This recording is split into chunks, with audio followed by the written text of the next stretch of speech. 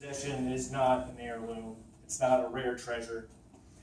It's my collection of tools. They're not beautiful. They're covered in grease and oil and dirt. I use and abuse them every day. But my toolbox not only makes it possible for me to earn a living as my job as a professional mechanic, it also represents the investment in myself, my career, and my passion for fixing what's broken. And just like working in a shop, in life, you need the right tools to face the challenges you're up against. First picture. It's not pretty. I didn't wipe it down or polish it or anything, and I usually don't. This is my Snap-on Master Series roll cap. 72 inches long, it's 30 inches deep, and it's 41 inches high. It weighs almost 800 pounds empty. And it can hold up to 6,800 pounds of tools in its drawers. It's a secure, dependable, reliable storage for my over $30,000 worth of tools that I have acquired through my career. This is my third toolbox. I bought it in 2011 for $4,200.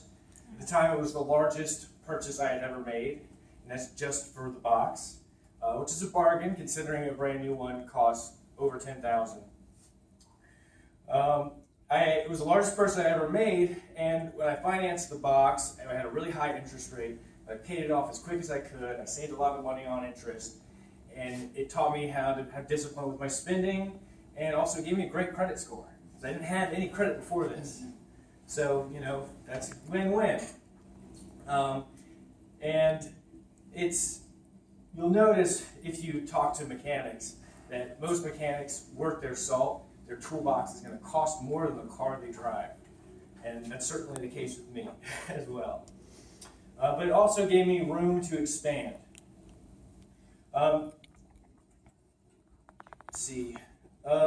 What's inside the box is more important than the box itself. Go to the next slide.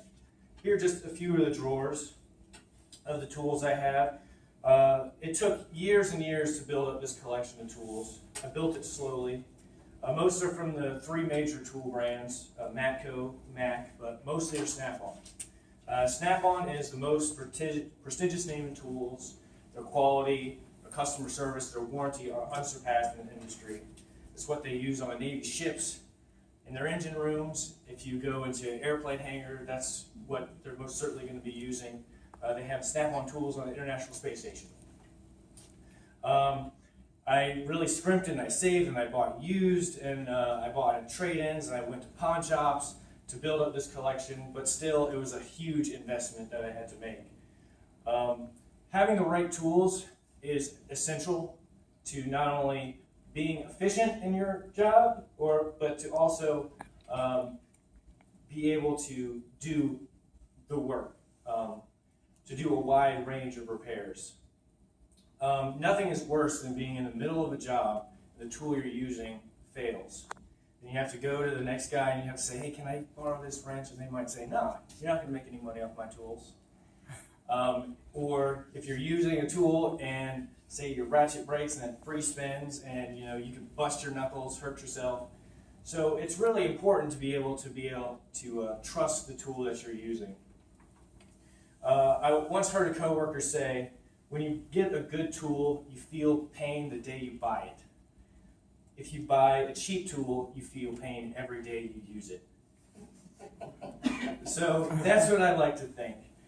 You could spend $150 on a nice pair of shoes that'll wear out within a year, or you could spend $150 on a ratchet that'll last you your entire lifetime, and you'll use it every day, all day.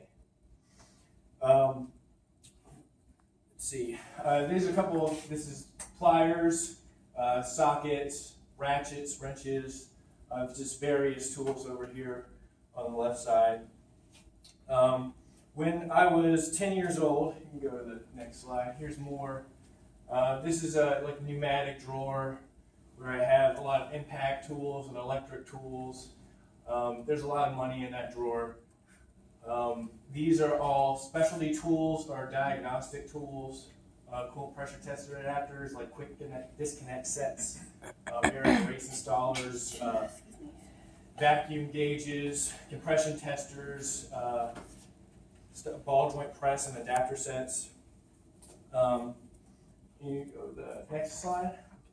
When I was 10, my grandfather gave me my first socket set. I used it to fix my bicycle chain and to fix my lawnmower when it broke. I never learned the importance of organization, and I lost a lot of the pieces. Today, if I lose a socket, like I'm under the hood and I drop and I don't hear it hit the concrete, it's like, jeez. Because they're not cheap, and it'll ruin my day if I lose one. I always had tools before I was a professional, but they were really cheap, and they were mismatched, and they weren't organized.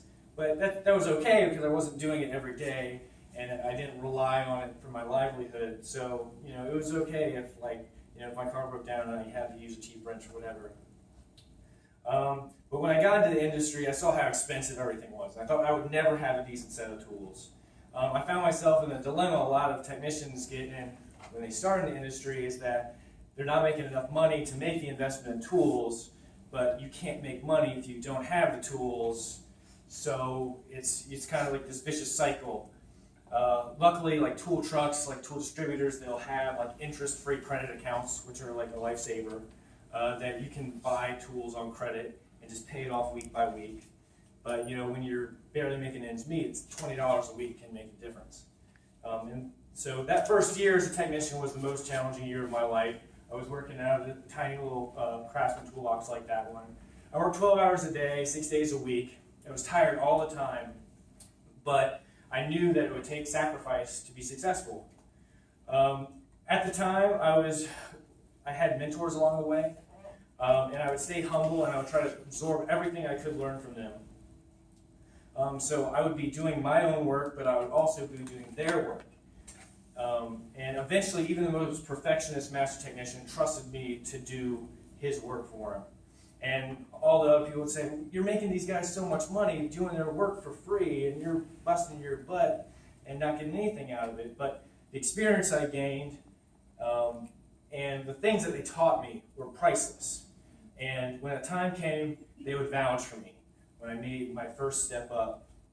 Out of general service, out of just doing like basic grunt work, like oil changes and tires, and to actually be able to do repairs. According to the U.S. Department of Labor, skilled auto technicians are in high demand, and the industry is expected to grow 5% through 2024. And it's a profession that will never be outsourced, and people are always going to be needed to fix cars. And working in the industry, it is hard to find good technicians. They're always in demand. Eventually, I filled up the Craftsman box, and I bought a bigger box, this Matco here.